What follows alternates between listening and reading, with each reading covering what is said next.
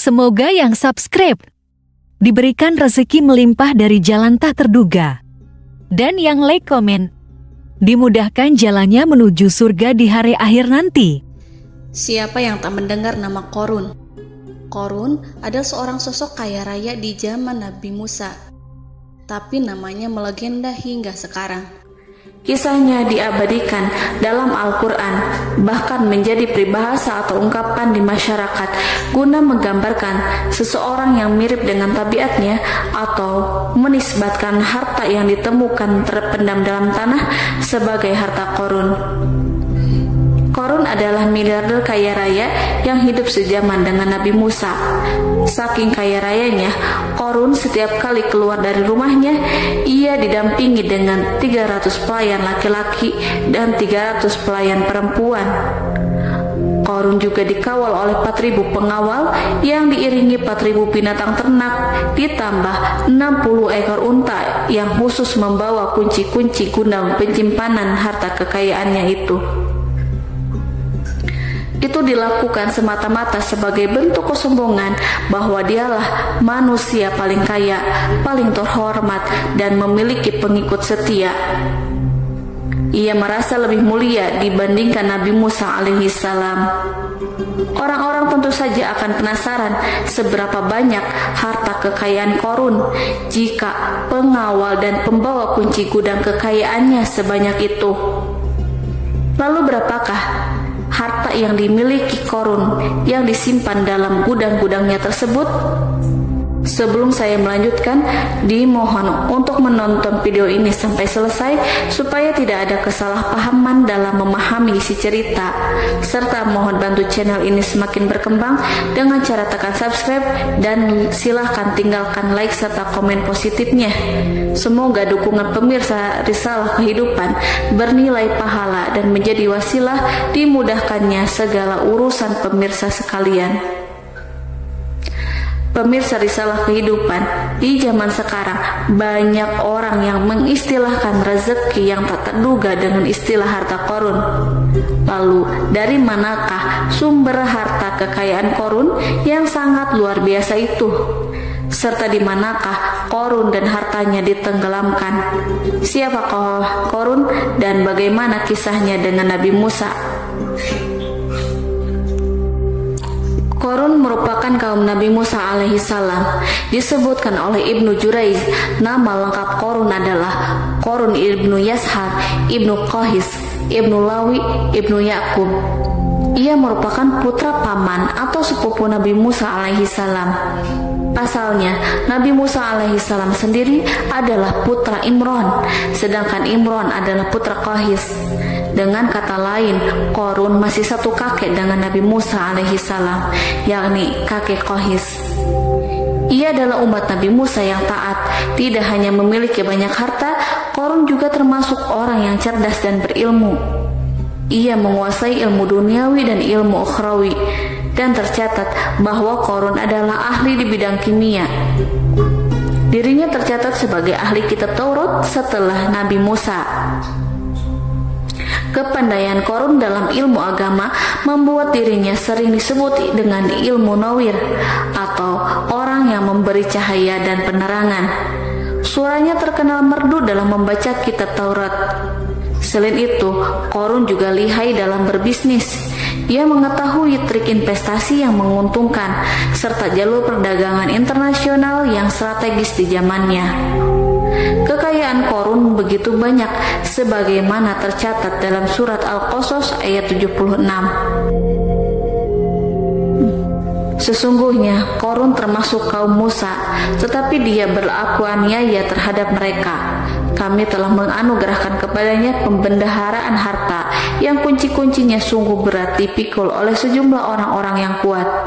Dalam riwayat Khaisamah disebutkan, untuk mengangkut kunci gudang kekayaan Qorun dibutuhkan 60 bigol atau sejenis kuda kecil. Ukuran kuncinya sebesar jari, bahannya terbuat dari kulit dan setiap kunci digunakan untuk satu gudang. Maka keluarlah Qorun kepada kaumnya dalam kemegahannya. Para ulama tafsir menjelaskan, Korun keluar dengan baju mewah diiringi dengan 300 gadis berbaju merah dan 4.000 kendaraan kuda. Tak heran iring-iringan Korun itu mengundang decak kagum mereka yang gandrung terhadap harta kekayaan.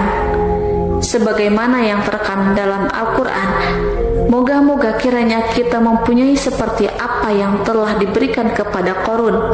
Sesungguhnya ia benar-benar mempunyai keberuntungan yang besar. Quran Surat Al-Qasas ayat 79.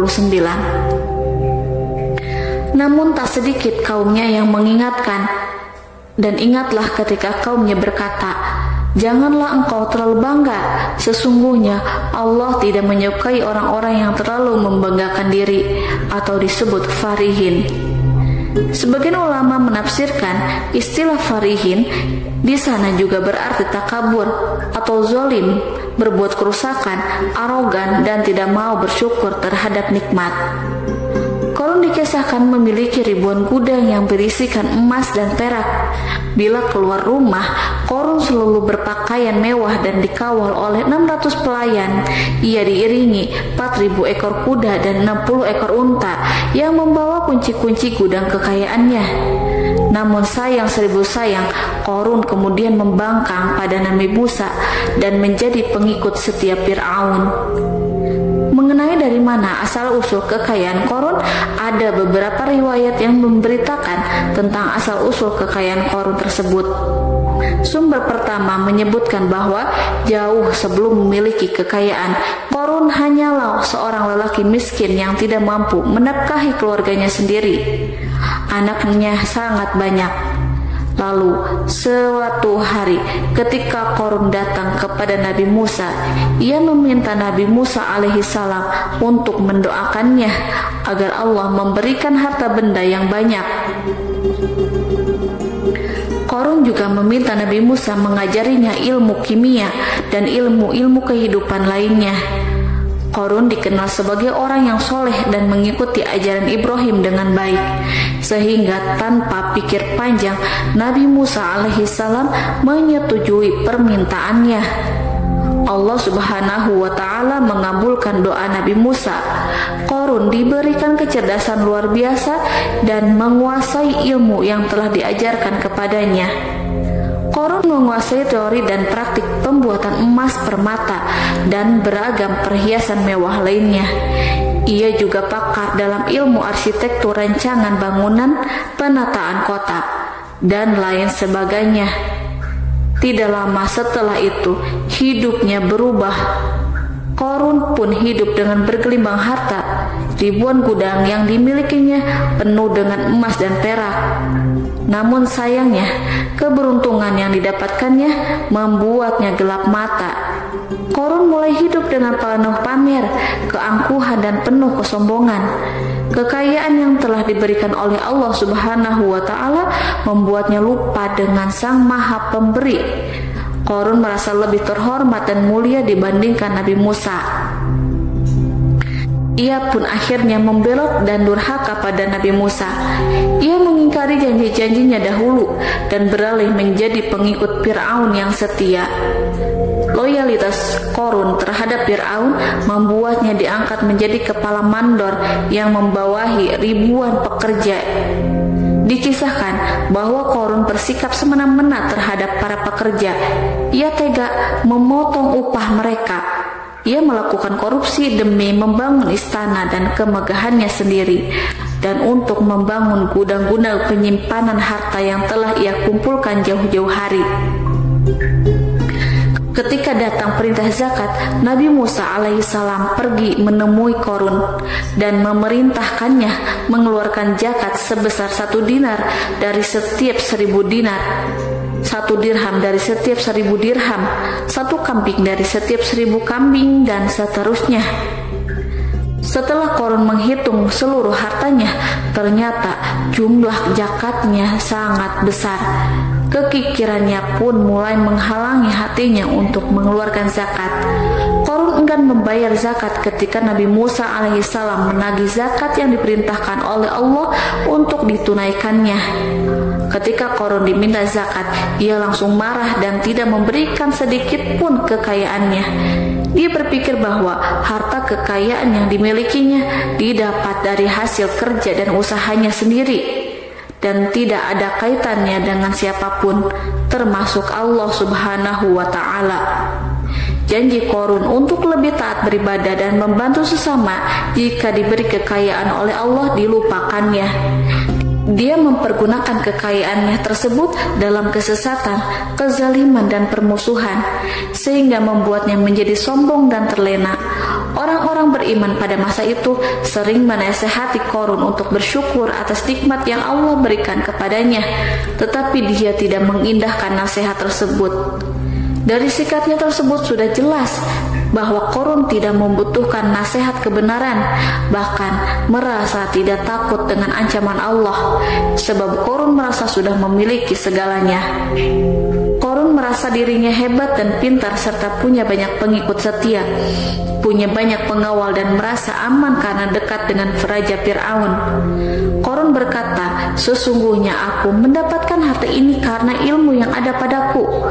Qorun sangat sombong. Ia merasa hartanya didapatkannya sendiri tanpa campur tangan dan kehendak Zat yang Maha Kaya, yakni Allah Subhanahu wa Ta'ala. Apakah Qorun lupa ataukah ia tidak tahu bahwa Allah telah membinasakan orang-orang sombong sebelumnya, yang bahkan lebih kuat darinya, yang lebih kaya darinya, yang lebih banyak pengawalannya, lebih kokoh dan tak terkalahkan dibanding dirinya? Karena terdorong sifat kikir dan angkuh, maka Qorun membuat rencana untuk melakukan tipu daya agar dia terlepas dari kewajiban membayar zakat. Dia ingin menjatuhkan nama baik dan citra baik Nabi Musa alaihissalam. Kemudian dia mengumpulkan tokoh-tokoh konglomerat Bani Israel. Ia berkata kepada mereka, "Wahai saudara-saudaraku, terhadap apa yang diperintahkan Musa untuk membayar zakat, apakah kalian akan mematuhinya? Sekarang dia hendak mengambil harta yang ada di tangan kalian, maka pikirkanlah suatu cara untuk menghindari perintahnya." Para pembesar-pembesar yang dipanggil kemudian menjawab, "Wahai paduka Qorun, engkau lebih besar daripada kami. Kami akan melakukan apapun yang kau inginkan." Qorun pun berkata, "Datangkanlah kepadaku wanita cantik. Aku akan memberinya hadiah besar jika ia berhasil menggoda dan memfitnah Nabi Musa." Ketika wanita cantik yang diinginkan datang, Qorun memberikan kepadanya uang muka sebagai jaminan. Ia akan membayarkan seluruh yang dijanjikan ketika berhasil menjalankan misinya. Bukan hanya itu, Qorun pun berjanji akan menjadikan wanita ini sebagai istrinya. Dan keesokan harinya, Qorun mengumpulkan Bani Israel. Setelah itu, Qorun menghadap kepada Nabi Musa seraya berkata, "Orang-orang menanti kedatangan Anda, sampaikanlah saran dan nasihat kepada mereka." Nabi Musa kemudian keluar dari rumahnya. Ia mulai menyampaikan nasihat pada umatnya. Di antara nasihatnya, beliau berkata, "Barang siapa yang mencuri, aku akan memotong tangannya. Barang siapa yang memfitnah, aku akan mencambuknya sebanyak 70 kali. Barang siapa yang tidak mempunyai istri dan dia berbuat zina, maka aku akan mencambuknya sebanyak 70 kali. Adapun barang siapa yang memiliki istri dan dia berbuat zina, aku akan rajam dia sampai mati." Qorun kemudian berkata, "Apakah ini juga berlaku untuk Anda jika Anda sendiri yang berbuat zina? Apakah Anda akan menerima hukumannya?" Kemudian Nabi Musa menjawab, "Ya, meskipun saya sendiri yang melakukannya." Maka kemudian Qorun memanggil wanita yang telah dibayarnya. Wanita itu berdiri di depan Nabi Musa dan Bani Israel yang telah berkumpul. Dia mengaku sedang hamil karena telah berhubungan badan dengan Nabi Musa. Maka marahlah Nabi Musa atas fitnah kejam yang diarahkan kepadanya. Kemudian Nabi Musa melakukan sholat 2 rakaat, lalu mendatangi wanita itu dan menyumpahnya agar mengatakan siapa yang menyuruhnya. Wanita itu menjadi ketakutan. Ia gemetar di depan Nabi Musa dan dia mengaku bahwa yang menyuruhnya adalah Qorun. Lalu wanita itu bertaubat dan meminta maaf kepada Nabi Musa. Seketika Nabi Musa bersujud seraya berdoa kepada Allah untuk menimpakan azab kepada Qarun. Allah memberi wahyu kepada Nabi Musa bahwa bumi telah dijadikan tunduk kepada perintah Nabi Musa. Kemudian Nabi Musa berkata kepada bumi, "Wahai bumi, telanlah Qarun beserta kekayaannya, habiskanlah semua." Kala itu Allah menurunkan wahyu kepada Nabi Musa alaihissalam untuk memerintah bumi apapun yang diinginkannya. Begitu Nabi Musa alaihissalam datang dengan wajah sangat marah, barulah Qarun merajuk, "Wahai Musa, sayangilah aku." Sementara Nabi Musa alaihissalam tak bergeming. Beliau lantas berkata pada bumi, "Wahai bumi, ambillah mereka." Seketika rumah Qarun mulai bergetar. Qarun dan antek-anteknya mulai dibenamkan hingga bagian lututnya. Rumahnya ikut turun sedalam lutut. Qarun kembali merajuk, "Sayangilah aku Musa." Rumahnya kembali berguncang. Kini Qarun dan kawan-kawannya kembali terbenam hingga bagian pusar. Demikian pula rumahnya. Qarun terus merajuk, "Wahai Musa, sayangilah aku." Sementara Nabi Musa alaihissalam kembali meminta bumi, "Wahai bumi, ambillah mereka."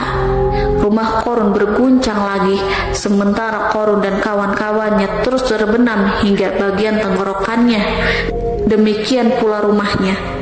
Qarun lagi-lagi menjerit, "Wahai Musa, sayangilah aku." Namun Nabi Musa alaihissalam tak bergeming. Beliau terus meminta bumi menelannya, hingga akhirnya Qarun dan kawan-kawannya hilang seluruhnya di telan bumi. Tak lama setelah itu Allah pun berkata, "Wahai Musa, apa yang membuatmu bersikap demikian?